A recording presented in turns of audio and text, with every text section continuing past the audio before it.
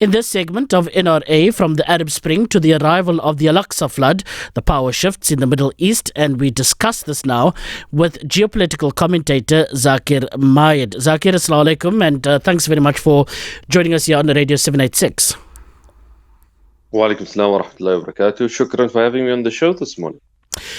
Let's go back to 2011, when we begun to hear about this so-called Arab Spring. It started, of course, with a hawker selling fruit and vegetables in Tunisia having set himself alight, frustrated with the economic situation in that country. And what we then instead saw were mass protests in Tunisia that began to take hold in Egypt, and later we heard that the same revolution, as it were, was coming to Syria, and this all became part of what was then termed to be the Arab Spring.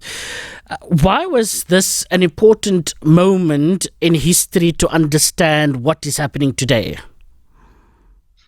So, Tashrik, with your permission, I'd like to go back even further in the timeline. I think the timeline starts a bit earlier than that, and that's with the War of Terror.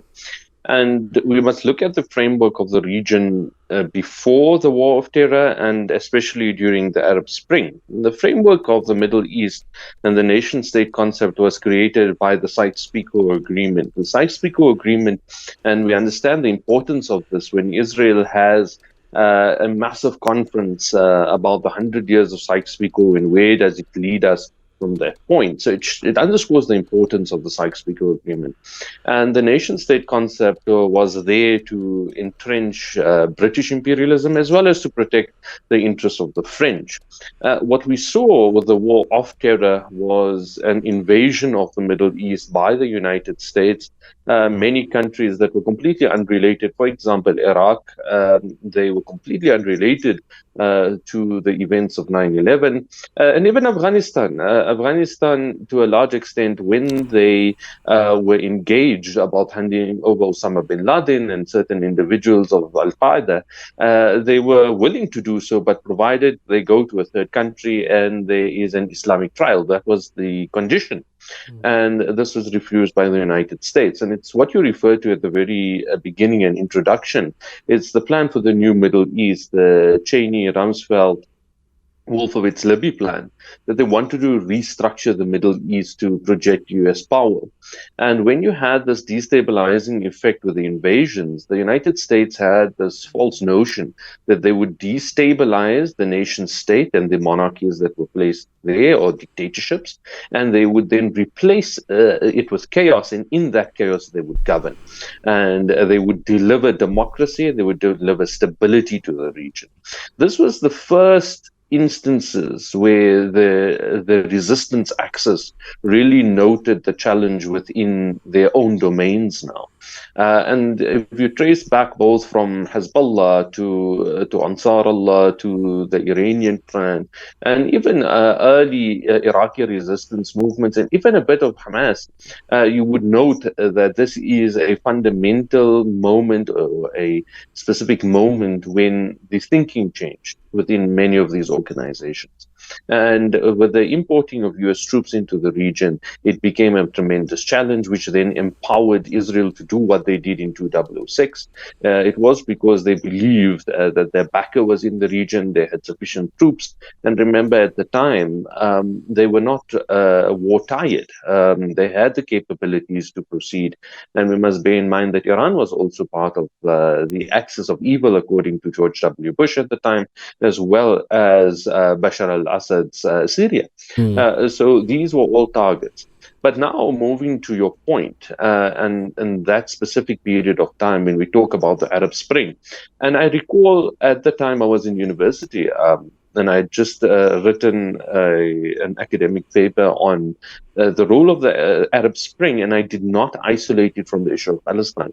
I think that it started with the issue of Palestine, because when we look at the issue of Mohammed Bouazizi in Tunisia, yes, economically driven, it was the issue of police officers, if my memory serves me correctly, police officers demanding a bribe from him. He was not able to provide that bribe.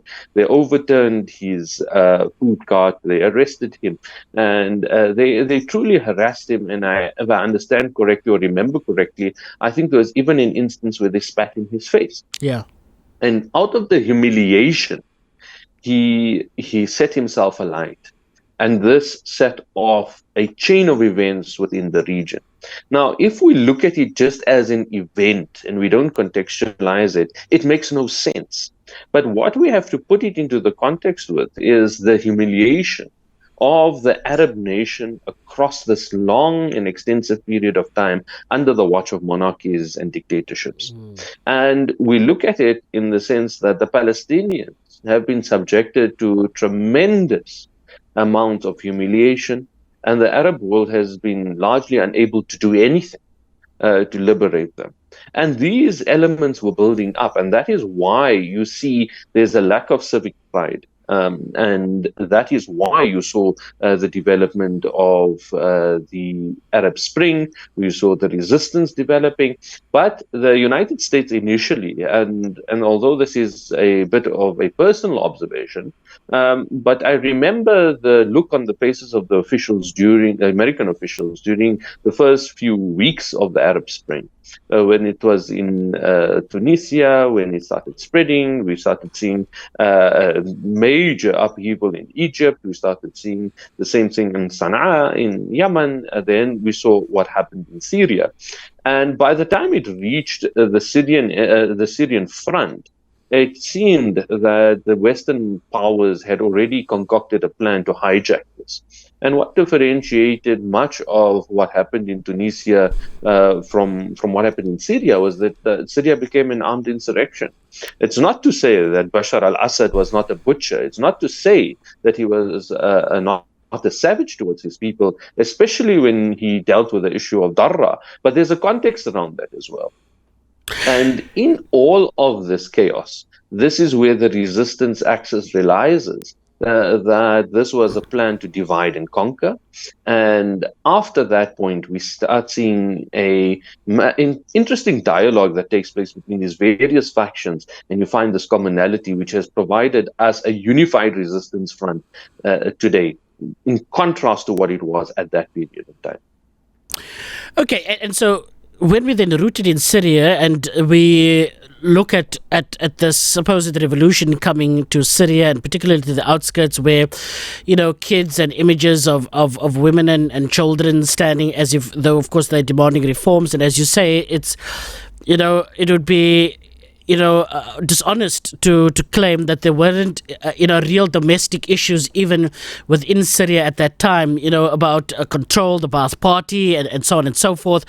But what made increasingly the conversation about reform in Syria suspicious was the fact that there was a big push to get rid of President Bashar al-Assad. There was a very directed campaign against him, much different to what it was in Tunisia and Egypt and elsewhere.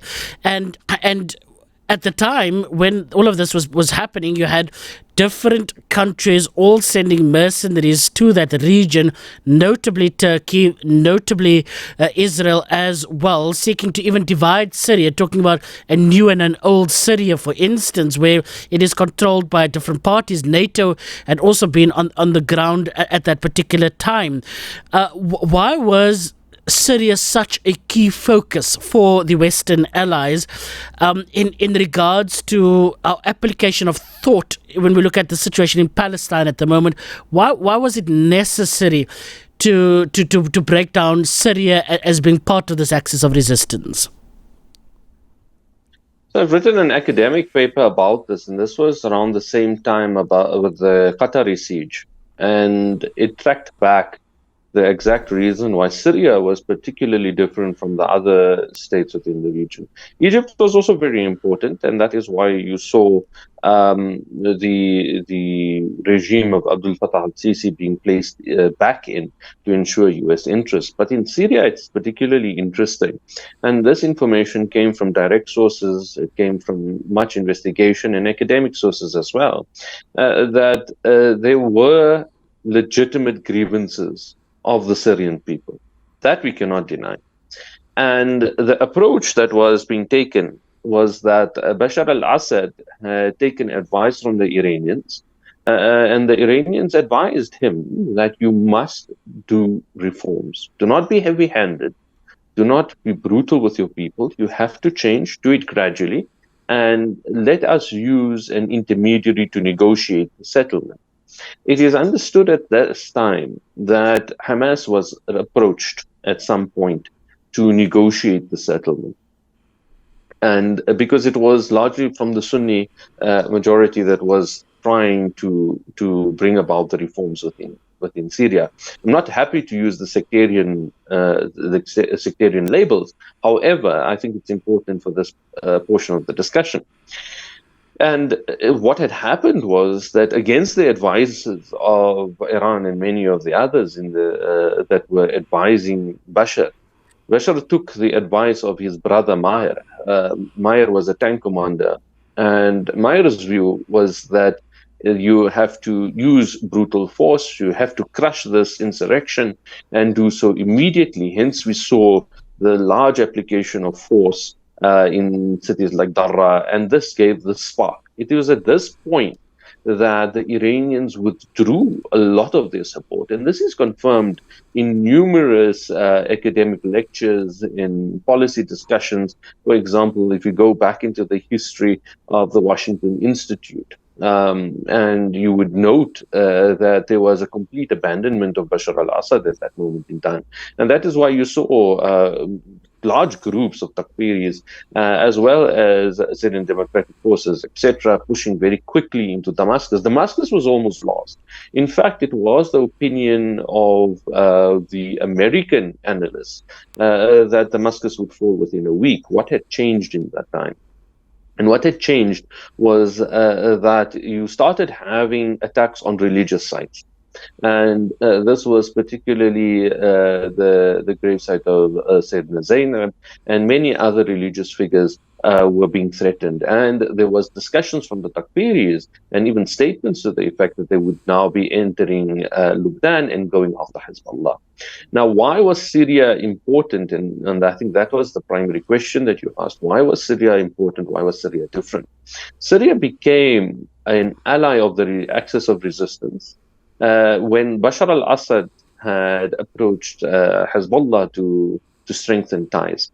And what had happened in that period of time, I'm not so clear about the relationship that developed there, but I'm aware that it was because Bashar had shown sympathy towards the resistance axis, and hence you had Hamas's office there as well, that they opened their territories and they opened their stockpiles to the axis of resistance.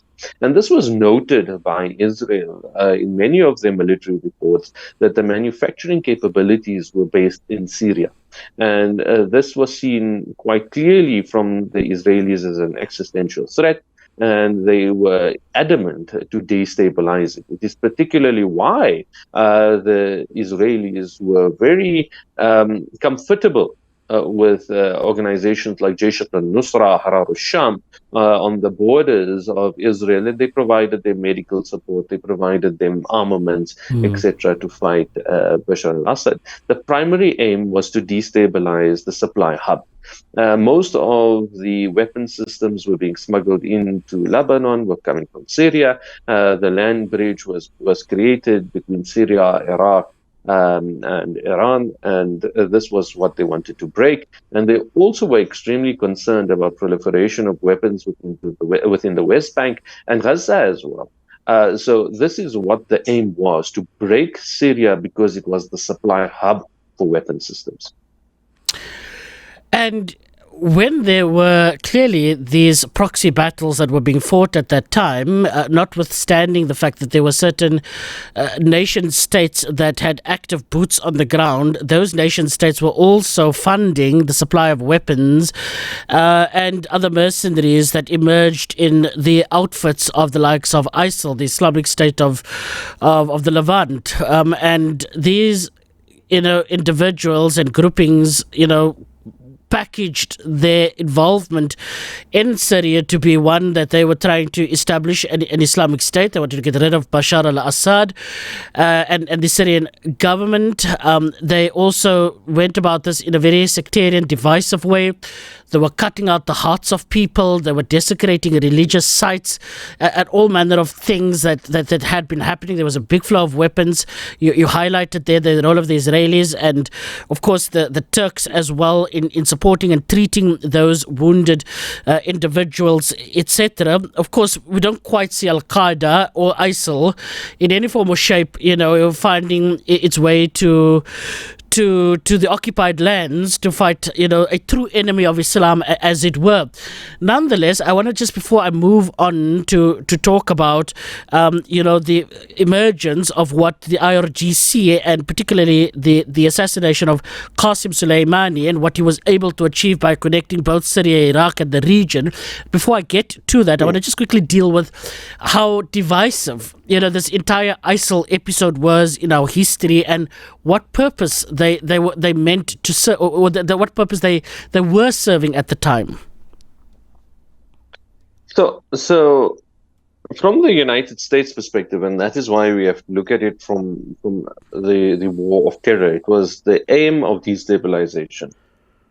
When you look at Baghdadi, and you look at many of the leadership of ISIL, they were held in American prison camps in Iraq, and then they were released. Zarqawi, for example, was the Al-Qaeda head. He was eliminated, and because they were still viewed as too moderate, which is quite a shock. Zarqawi was still viewed as moderate, and they needed to replace these individuals with hardline, extreme elements. And this was a plan of the United States to create the conditions to give rise to ISIL. And this was also in part supported by the United States. There's a statement made by General Mike Flynn. And Mike Flynn was the head of JSOC, Joint Special Operations Command of the United States. And he made the comment that we created ISIS. Now, he means in that statement, not that they physically ran the operations. No, they created the conditions. They made it easy for ISIS. They removed impediments for ISIS so it could develop, so that they can destabilize not just Iraq as a counter to the Iranian influence, but also spread into Syria, establish their control over the oil regions, and then serve Israeli interests both by destabilizing Syria as well as going after Hezbollah. Hezbollah was the greatest threat to Israel at the time and still continues to be so today. But this was the aim of ISIS. There was also an issue, and I'm talking now on a domestic front, where there was a sectarian divide that came into South Africa. And I remember, and I'm not going to mention the official's name, but the sectarian divide became so problematic that that religious leaders were called, both in Johannesburg and Cape Town at a certain point. And they were advised that sectarian issues must not be imported into South Africa. And they were advised this by a senior advisor to the presidency, as well as national intelligence at the time. And I was present in that meeting, and I remember it very clearly that physical attacks were starting to take place. So the implications of what happened with Syria, the rise of ISIS, the sectarian rhetoric that had come out, the brutality, was that it spilled over globally. And this also had an implication on the Palestinian movement. The Palestinian solidarity movement was severely affected by the situation in Syria. And this was, there were two versions of this. There were those that were fully aware of the divide and the purposes of the divide, to weaken the resistance axis, to keep everyone separated, divide and conquer, in fact. And they continued to support that. And those that were innocently supporting their belief system, believing that it is black and white, that you have to fight this battle. And in all of this chaos, we started seeing the weakening of the Palestinian solidarity movement, even in South Africa. Those that were extremely close at one stage were now separated and viewed the conflict very differently. However, I believe as time went on, I believe some of those rifts have been resolved. I think we are much stronger today.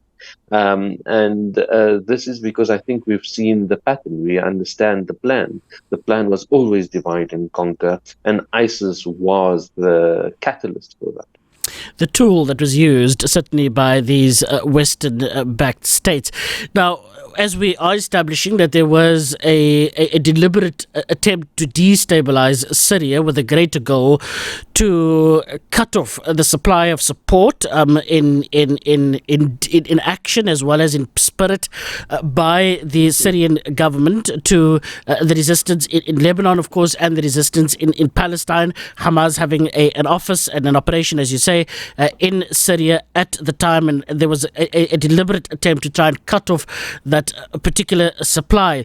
And so we then have, the ISIL formations in Syria as well as Iraq, etc. Of course, they were convinced that this is about the Levant and seeking to establish a leadership that was going to be the representative of the Ummah, as it were. And of course, we are debunking just again how absolutely fake that was. But in resisting all of this, we saw the rise of al-Shaabi, of course, in Iraq.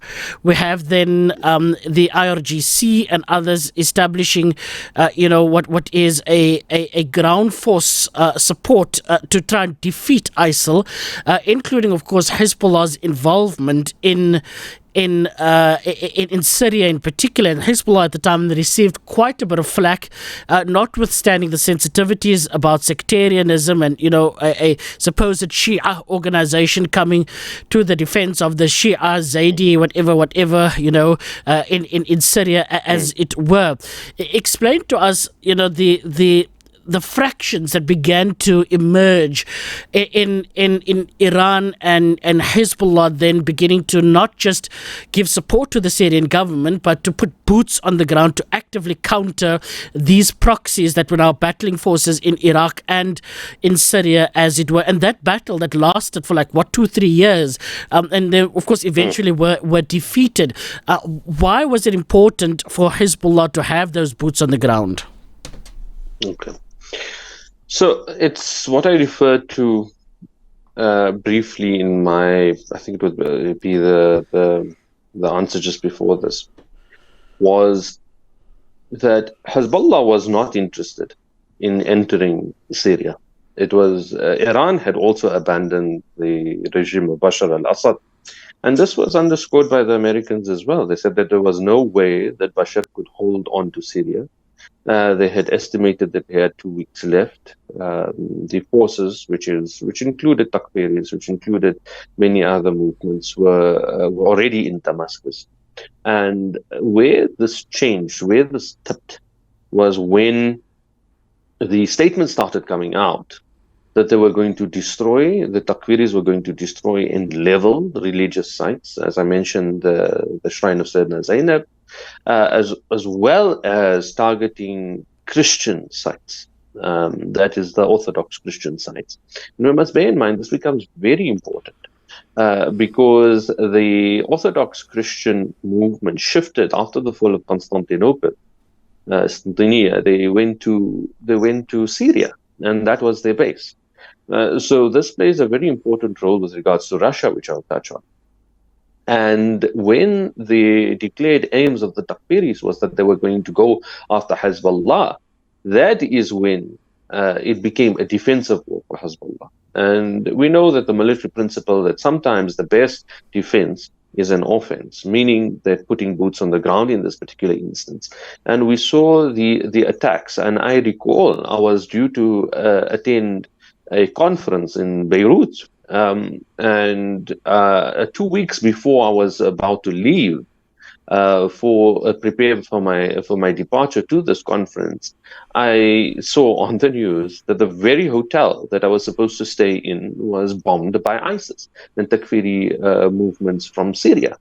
And this is where the attack started taking place, attacks on Lebanese territory, etc., and it became a defensive war. There's also the religious and spiritual element, and this is, I think, the primary motivator for the Iranians and Hezbollah, was that if they fail to do that, if they fail to intervene in Syria, then the religious sanctities would have been violated. And this is clear when you look at the story of Qasim Soleimani. You mentioned Haja Qasim Soleimani, and there is a very well-known story that when the information came out that the shrine of Sayyidina Zainab would have been desecrated, demolished, and violated, he made a pledge with 50 of the Quds Force members to say that we were not going to come back. We will die defending the site, but we need to leave now. And it was Qasim Soleimani who personally led that battle. And they managed to push back forces, 50 against hundreds. And they managed to push back the forces. And that is the real beginning. Then there's another aspect here. The other aspect is the Russian intervention. And I think it's important for me to share this because I was not aware of this at all. I have been scouring academic sources, military sources, trying to find out what was exactly discussed between the Russian president, Vladimir Putin, and Qasem Soleimani for the Russians to be involved in Syria and to help the Iranians and the Hezbollah forces providing ground troops and the air power coming from the Russians as well as long-range artillery. And an internal source, very close to the Syrian government, and a great friend of myself, he sat down with me one day and he explained to me, and this was very recent, he explained to me what actually happened in that discussion. He had received information about what had happened. And it's exactly what I spoke about before, about the religious sanctities. They said, from what I understand, that the discussion between Vladimir Putin and Haji Qasim Soleimani was that our religious sanctities are both placed in Syria. We have shrines, we have certain important places that are based in Syria. You have your saints and your religious sanctities, and both are under threat. It is therefore a religious obligation for us to defend these sites, and we have to intervene in Syria. And that was the changing point. That was what tipped it. And I was quite surprised by this information, but it makes complete sense. And it lays the foundation of what we are seeing today. Because the battle is the battle. The armaments, the shells, the tandem shells, the RPGs, all of these things are just details of the fight.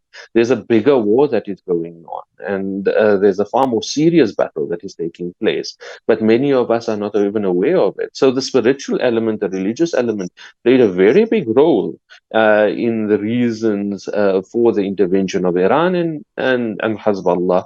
And this is why we see currently there is a possibility of destroying the northern pocket, the ones that bordering Turkey, of the Takfiris. That is possible. They could also crush out the small pockets of the Americans around Al-Tanf base, etc. But this is not being done because they are being held in check, and that is sufficient. But the primary reason and the primary motivation was the protection of religious sanctities. And Russia's involvement then in Syria with air support as well as other training and, support in weaponry, how crucial was that? Because at that time, or by that time, it was quite clear the Americans were actively funding and supplying weapons to these proxies, ISIL, and so on. And what you then see was Syria, the battleground between, I suppose, Iran, Russia, Hezbollah, the al-Shaabi, of course, that was formed in Iraq, etc., against NATO, the Americans, etc., the Israelis as well, that the battle lines were becoming a lot more clearer. And I suppose had it not been for Hezbollah boots on the ground and others, and of course Russia's involvement as a key dynamic there, then if Syria fell, then what, Hezbollah may not have existed today to defend Lebanon. I don't want to move too fast forward in terms of where we are today, but I just want to take a pause and look at this moment in time to understand that had it not been for a resistance against those proxy battles in Syria, where would Al-Aqsa flood stand today? So it goes back to the strategic purpose for destabilizing Syria. And Syria, from the Israeli perspective, is the supply hub. It is the land connection between Lebanon, between Iran, if you stretch it out. And this is a serious problem. Had Syria fallen, and Bashar is irrelevant. Bashar is just a name. Bashar is just a face, but it has an implication. If Bashar falls, it means that the project falls. It means that there is destabilization. That is why he's being kept. If it's Bashar or anyone else, it's completely irrelevant. The picture is that there can't be a change imposed by an outside force. Or at least dictated by an outside force. That is why Bashar is still there. But let's look at the larger issue. The larger issue here is if Syria was conquered by the Takfiris or by any other forces that are pro-Western backed, then you would have had an immediate break in the supply chain between Hezbollah, Iran, Syria. There would have been a weakening of capabilities within the Palestinian arena. And we must bear in mind that Syria is a very large country that provides strategic depth to the axis of resistance. So strategic depth means distance, space, meaning that you can amass troops, you can provide support, you can provide logistics, you can do interceptions, you have enough space to operate. And Israel is a very small country. It has very little strategic depth.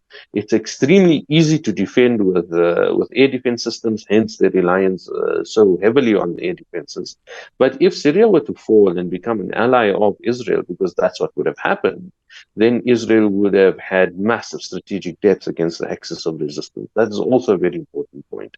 When you look at the implications for Russia, Russia still has a military base, a naval base in Tartus, and that would have fallen. It was the only base at the time of Russia outside of Russian territory. That would have had a major implication. It would have been the end of any Russian presence within the region. It would be solely that of the United States and its allies.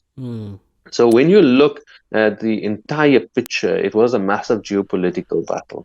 Just to touch on al-Shaabi, because we've mentioned it about 3 times and I haven't said anything about Ushered. Ushered is not one organization.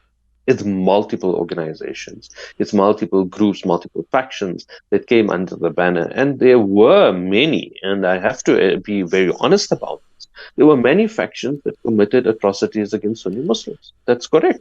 It's the same thing on the Sunni side, that there were atrocities committed against Shia communities.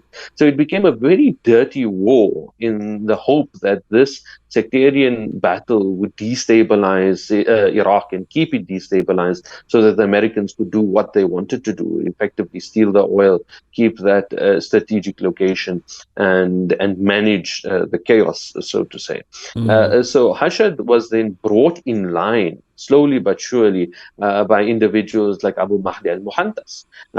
He became the leader of Ushered. You had a great support coming through for Ushered because they were the ones that were fighting ISIS on the Iraqi front. They were pushing them quite far out, and they took back many of the places that were conquered by ISIS. So Ushered does form part of this picture. But it wasn't a clean picture at the beginning. Now it's a very different picture, and I think we have to be honest about that. But I think the success that comes out of all of this is that had Syria fallen, I think we would still be mired in sectarianism. I think we would still have a weakened resistance axis. I think the Palestinian issue would not be as prominent as it is today. I think that the Palestinian issue would have effectively died. And I think that was the projection even of individuals like Norman Finkelstein, that the Palestinian issue was dead, and they believed that. They didn't expect that the resistance axis would come up the manner in which they did. And alhamdulillah, they did. And goodness, I remember this as such a key pivotal moment for Radio 786 itself. We had some very big debates internally about how we understand Syria and the way to position our coverage, because it was again lumped up in this idea of a supposed Arab Spring and calls for reform, while there are legitimate concerns on the ground. But the bigger picture that was at play here, and thank goodness, that it remained a voice certainly that reflected those realities that we can now look back and look at the situation to say it was important, certainly to not be subsumed by, foreign agendas that could have led to the dissolvement of the strength of again the axis as it were. Let's quickly spend a minute or so on Yemen, which of course was another crucial point to highlight in this history, that there was of course, their own domestic issues with a Saudi leader, Saudi-endorsed puppet, of course, that had been running the country, and there were some very big domestic concerns about the economy and the cost of living and really poverty and those sorts of issues that later then morphed into a geopolitical battle with Saudi Arabia. And Saudi Arabia's ambassador to the United States in Washington announced this operation, suggesting largely that this was an American support operation, to install a leader that was susceptible to the Americans and the Saudis. And I want to even raise the Lebanese politics here, and how, for instance, certain Lebanese, prime ministers were kept, under the control and the thumb of the Saudis. But in just in a minute or so, how crucial was what had happened in Yemen, the defeat of the Saudis and the emergence of Ansarallah to be able to today defend Palestine from where they are? I think I have to put a rider or caveat down that I'm not an expert in Yemen, so my understanding of the Yemeni picture is somewhat cursory. But when I look at the developments, and if I recall correctly, the dictator there was Ali Abdullah Saleh. Yeah. And Ali Abdullah Saleh was then severely injured, went to Saudi, and it was in that period we started seeing a lot of internal troubles within Yemen. And then, if I recall correctly, the Saudi war, there's an interesting book about this called Blood and Oil, and they speak about the decision to invade Yemen. And it was Mohammed bin Salman who had come in, he was a dictator, not just with regards to other countries, dictating the foreign policy, dictating the entire internal mechanisms of countries. He's a dictator within his own home. He had arrested many of the Saudi royal family, etc. And he had developed a reputation of being a true terror. And when he sat at the planning table, he decided, let's bomb Yemen. And many of the military generals of the Saudi armed forces had come out and advised him that this is not a wise idea. We are taken aback by this. We don't want to do this. And it was a demand of Mohammed bin Salman because he believed Yemen was a soft target and he could project his power. This particularly at the time when he was viewed as young, as immature. He was being ignored by many global leaders, and he thought this is how he would stamp his authority, by slaughtering the innocent. And what had happened after that was an extensive, brutal war. And this was mentioned by the spokesperson of Ansarallah in one of his speeches. He said that we are not we are not foreign to the concept of suffering. He spoke about the starvation. Remember, the port of Hodeidah was blockaded. Food was not allowed. Medicine was not allowed. At one stage, it was said that the greatest amount of famine within the world was in Yemen, and they were subjected to incredible bombing. There was even some footage that had emerged. It appeared to be from Yemen at the time. I can't recall exactly the time period, but there was some footage that emerged of what looked like a tactical nuclear bomb, and this is where you mentioned the United States and even Britain. They were heavily involved. They provided full intelligence support to the Saudis. They provided full armaments to the Saudis. Although it was Saudi planes and Saudi pilots flying, the armaments were all coming from the Western world, and they understood that they needed to break Ansarallah, with the hope that they would grab back the choke point, which is the Bab al-Mandeb. And this is what the aim was. What we have seen is the complete failure of American support. And that is precisely why the Aramco attack was particularly important, because it demonstrated the sophistication, the precision strike capability of Ansarallah, and we see that precision strike capability being utilized very heavily in support of the Palestinians currently. Without Ansarallah and the role that they play currently, I think that Israel would have had the stamina to continue for much longer on this war path, and the devastation and destruction would have been far larger.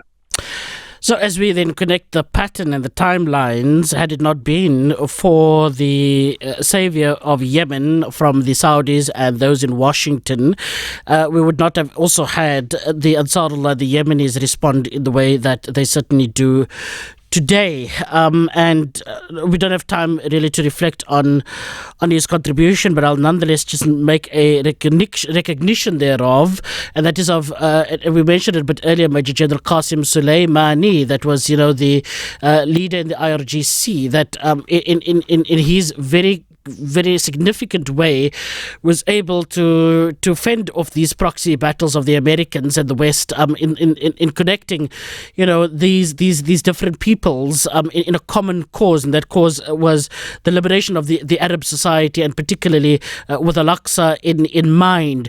Let's quickly move to 2021. Seif Al Quds ushering in a new front, as it were. The Palestinian factions are then talking about all working together and recognizing this working together with the Iranians and with Hezbollah and others that are continuing to support the Palestinian cause.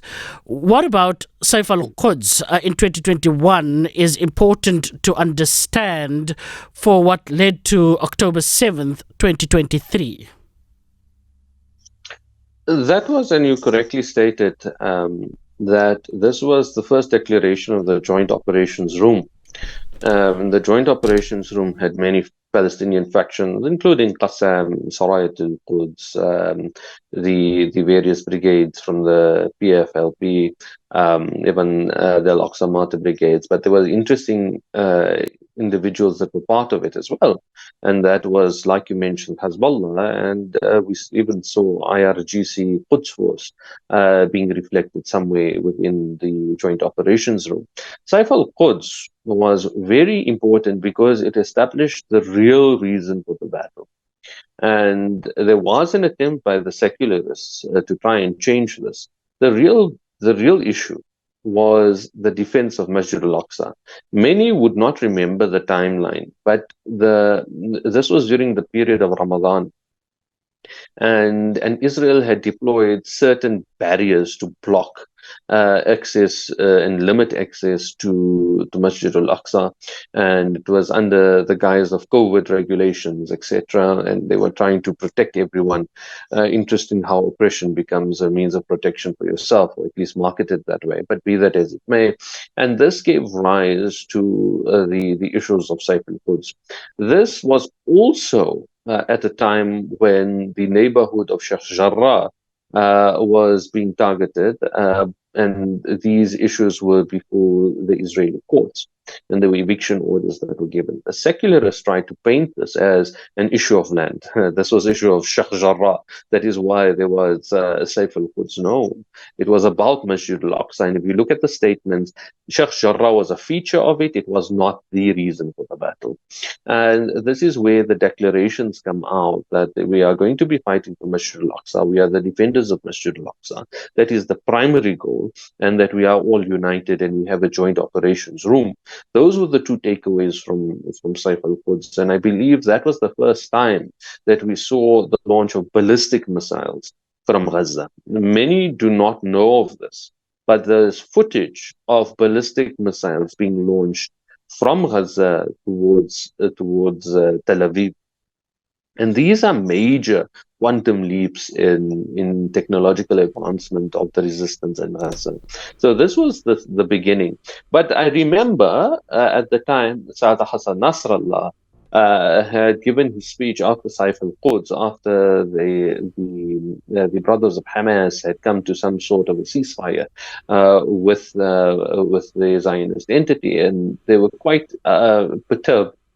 You could sense it inside Hassan Nasrallah's speech that they were perturbed that the war did not continue. They believed that it should have, but this also underscored the fact that the Palestinians direct the battle, that this is a support axis, that they are there to support the brothers, stand side by side with them, but they would not dictate how the battle must be run.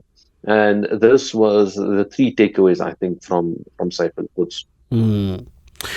And so, how do you believe Seif Al Quds, the episode in the Middle East of almost, 13, 14 years ago, as we reflected on anything from Syria to Iraq to Hezbollah entering the battle, to Russia's involvement, to the Iranian involvement, to what has happened in Yemen, to 2023 on October the 7th, when, of course, this operation was launched by the Palestinians, as the late Said Hassan Nasrallah has told us that, this was decided by the Palestinians, and they are the ones that are leading Operation Al-Aqsa Flood. What lessons do we learn from the axis of resistance, had it not countered these efforts, to effectively not just try and stymie resistance in the way that we see this resistance, but also this plan that Israel has committed to? Benjamin Netanyahu talking about this new Middle East plan, the Abraham Accords that Donald Trump spoke about at some stage, the normalization project with complicit Arab regimes such as Saudi Arabia, for instance. All of this seems to have been thwarted by October the 7th. Definitely. If we look at the situation on October 6th, the situation was particularly dire for the Palestinians. There was like you mentioned, the Saudi normalization was on the cards. It was about to happen. And just to contextualize it, Mohammed bin Salman, through his public investment company, had committed with his new vision to the building of the city of Neom. And this was the Lion City, covered by mirrors, and it would be this high-tech city, all completely AI run, with an artificial moon and glowing beach, and the industrial area called the Hexagon. It's just tons and tons of futuristic projections that were being sold to both the Saudis and the world. And what had happened was that he had run into financial trouble, and he required financial input. And this was only possible from the Zionist entity. The United States was prepared to fund a portion of it, but largely from Israel. And the condition was that we would give you the money and you would normalize with Israel. That is why Neom is positioned towards the top. There would be a direct highway to Israel, to the city. It would also work with Jordan. And this is how the plan was supposed to unfold. That was why the normalization was very close to being signed. It was then individuals from Qassam that decided together with the other resistance factions that at this time. It was largely directed by Qassam, and they launched the operation on the 7th of October, which really destabilized the entire Israeli-American plan, because the Palestinian issue was dead.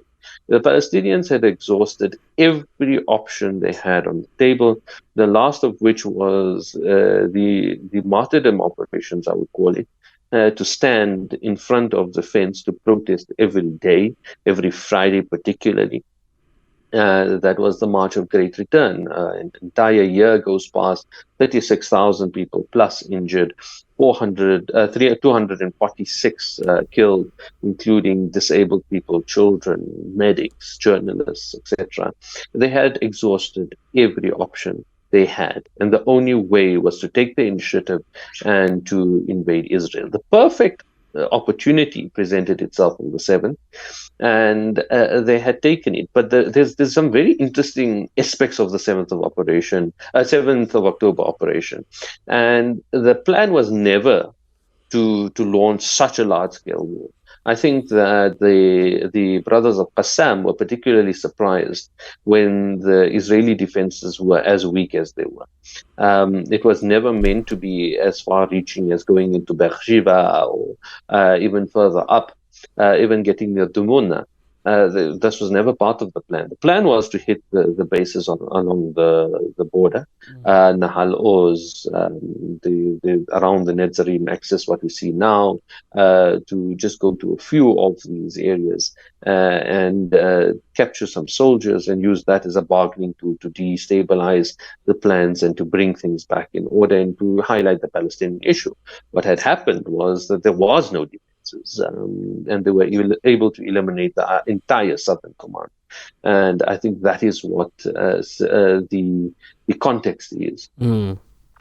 And so, as we then look at the lessons of the resistance, both in 2000 and in 2006 in Lebanon, the defeat of Israel by Hezbollah, and of course, had Hezbollah been defeated in 2006, where would Lebanon be today in a defense against Israel? And again, it'd be foolish to think that Israel is supposedly responding because of the displacement of settlers in the north and the frequent and regular, responses from Hezbollah in Lebanon. There's talk about taking all of the Sheba Farm area, that southern parts of Beirut, southern parts of Lebanon, as it were, and so on. This expansionist thinking and project of this colonial project that of course is Israel. And after that 33-day war, said Hassan Nasrallah, having declared victory, singling out an era of defeats, and talking about an era of victories, as it were. And so as we begin to wrap up, Zaakir, and tying together all of these events in history over the last even 20 years or so, we also consider that while Israel is busy attacking Lebanon at the moment, it's committing genocide in Gaza. The other country that it has been attacking, of course, is Syria, and Syria continues to be the bastion of a supply in support in whatever form and shape to the resistance, hence some of these attacks on Syria at the moment. So if Syria fell, where certainly would this resistance battle be? And so from the Arab Spring to where we are now, it would appear that nothing was a mere coincidence. There was always a plan at play, and a plan which the resistance has been able to thwart at every turn. And had it succeeded, of course, Allah is the greatest of planners, but had it succeeded, where would Palestine and the liberation of al-Quds be today? I think we would have been in a situation where Palestine would be lost and we would be committed to another 100 years of full oppression. Had Hezbollah failed in 2006, had Syria fallen during the Arab Spring, I think that we would be back at least 100 years. The resistance is capable today of fighting off the Israeli regime simply because of the sacrifices that were made in various domains. If we look at, and this, as you mentioned, we're reaching towards the end of the program, and I think it's important and vital for me to mention what we're actually dealing with, because you mentioned it about the expansionist policy of Israel. It's not about land. It's not just about land, rather. Let me correct what I'm going to say. it's not just about land. It's about a larger project. And I actually spoke about this last night in another program, in another webinar, that the war at the moment is also a spiritual war that is taking place. The selection of targets, and we're not sure, although there are questions now post the pager attack. If you look at these figures, Ibrahim Raisi, if you look at Sada Hassan Nasrallah, you look at Sheikh Nabil Qawq, you look at Sheikh Hashim Saifuddin, these are all religious figures. Yes, they have political roles, but if we look at it from a military perspective, a political leader does not dictate the military space. And this is very clear with Sayyid Hassan Nasrallah. In fact, after his assassination, the attacks by Hezbollah got more vociferous. They became stronger. They increased qualitatively as well. So it's very clear that he was not on the frontline battlefield at all. He was dealing with the political. Yes, he was providing input, but his role particularly was that of a spiritual leader. And the reason why I'm saying that this is now a spiritual battle is that there are two things that came out. I'm dealing with the rabbinic part of it first. There's a rabbi by the name of Yitzhak Brewitz, if I recall correctly the name. And he says the following. He says that the greatest challenge to Israel would be the children of Abraham, which is the Muslim world.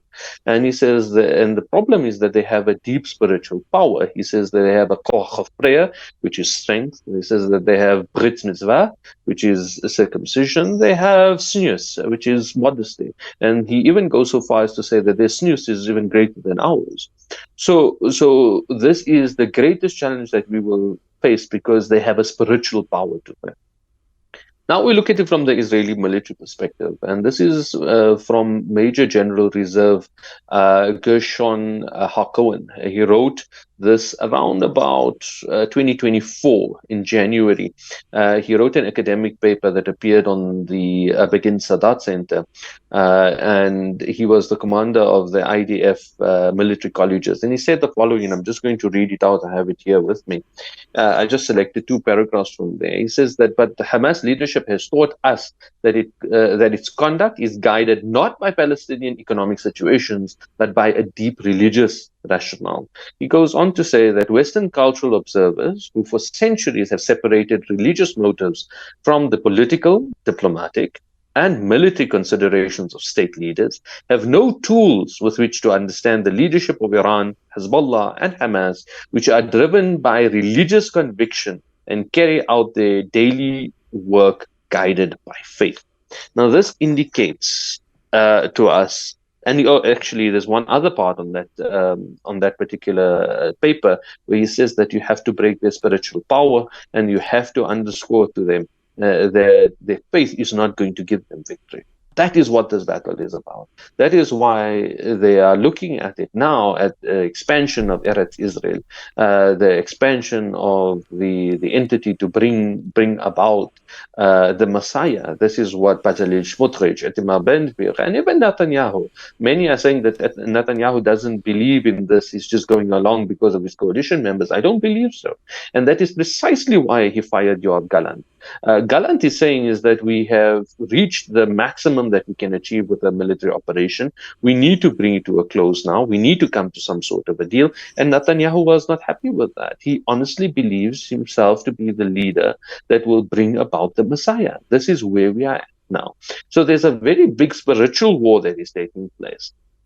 And this is not just my view or my interpretation. This is what is in the Israeli military sources and the academic sources. This is what they are talking about. So we must also contextualize as to what is happening here. It's not just a military battle. It's about two powers, major powers, battling out in the Middle East. It's not about land. It's about perseverance, about sabr. And after difficulty comes ease, and the victory will come after patience has been exercised. Indeed, and as Allah says in Surah Al-Anfal, that remember, O Prophet, when the disbelievers conspired to capture, to kill, or to exile you, they planned, but Allah indeed is the best of planners.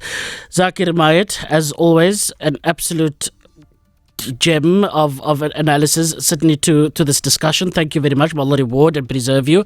Lots of listeners are very grateful and thankful for this bits of information, and inshallah we will resume on our usual Monday morning with tracking of the battlefield, and we'll look at all the individual bits of development in the battlefield, but this morning a broader analysis in understanding why history is important, as a viewpoint to understand what is happening today and what could inform the future, as it were. I want to thank again Zaakir Mayet, our geopolitical commentator that joined us here this morning, that has been with Radio 786 for a number of years, but in the last more than a year now, since October the 7th, regularly appearing on Radio 786 to, of course, inform you as best as we possibly can.